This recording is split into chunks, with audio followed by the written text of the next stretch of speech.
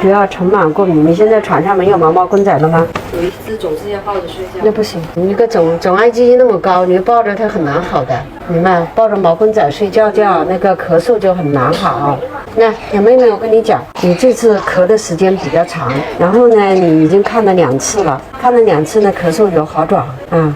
但是呢，我刚才听的那肺部还是有痰，有点干螺咽这样的，就考虑呢还是过敏的因素影响比较大。